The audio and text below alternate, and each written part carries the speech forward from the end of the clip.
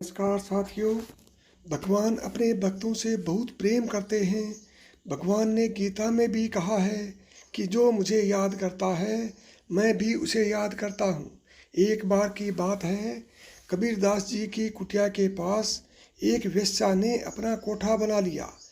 एक और तो कबीरदास जी जो दिन भर भगवान का नाम कीर्तन करते हैं, और दूसरी ओर वो वेश्या जिसके घर में नाच गाना होता रहता है।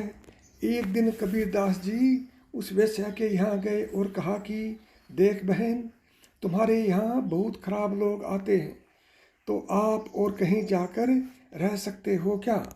संत की बात सुनकर वेश्या भड़क गई और कहा कि अरे फकीर, तू मुझे यहाँ से भगाना चाहता है। कहीं जाना है तो तू जाकर रह, पर मैं यहाँ से कहीं नहीं जाने वाली नहीं हूँ। कबीरदास जी ने कहा ठीक है, जैसी तेरी मर्जी। कबीरदास जी अपनी कुटिया में वापस आ गए और फिर से अपने भजन कीर्तन में लग गए।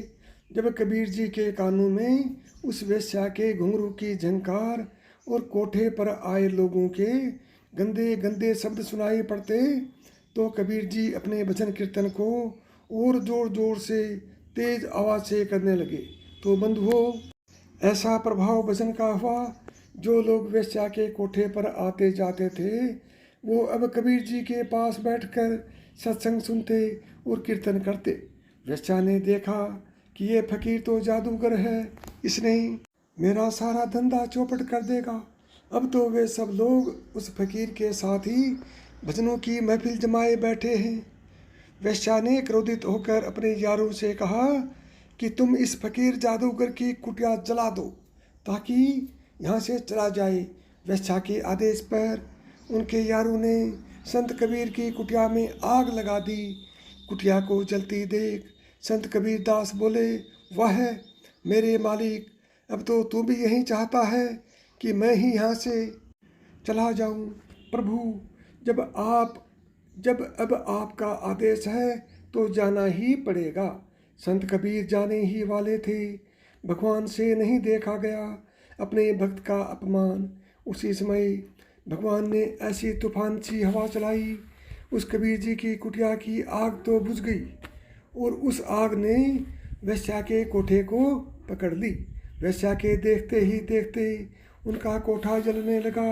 वो चीखती चिल्लाती हुई कबीर जी के पास आकर कहने लगी, अरे कबीर जादूगर, देख देख मेरा सुंदर कोठा जल रहा है, मेरे सुंदर पर्दे जल रहे हैं, वे लहराते हुए झूमर टूट रहे हैं। अरे जादूगर, तू कुछ करता क्यों नहीं?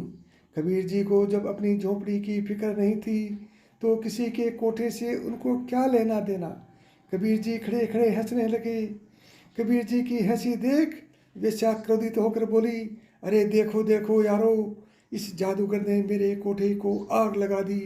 अरे देख कबीर, जिसमें तूने आग लगाई वो कोठा मैंने अपना तन मन और अपनी इज्जत बेचकर बनाया, और तूने मेरे जीवन भर की कमाई पूंजी को नष्ट कर दिया।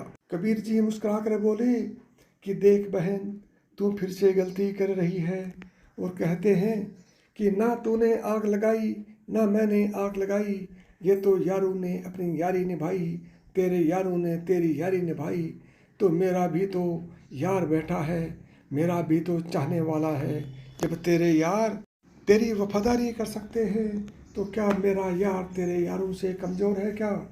कुटिल वेश्या की कुटलाई संत कबीर की कुटिया जलाई, श्याम पिया के मन ने भाई, तूफानी गति दे हवा की वैसा के घर आग लगाई।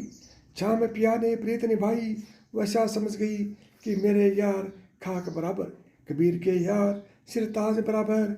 उस वेश्या को बड़ी ग्लानि हुई कि मैं मंद बुद्धि एक हरि भक्त का अपमान कर बैठी, भगवान मुझे क्षमा करे। तब से वेश्या ने सब गलत काम छोड़ दिए और भगवान के भजन में लग गई। भगवान बहुत सुंदर लीला करते हैं और अपने भक्त का मान कभी घटने नहीं देते।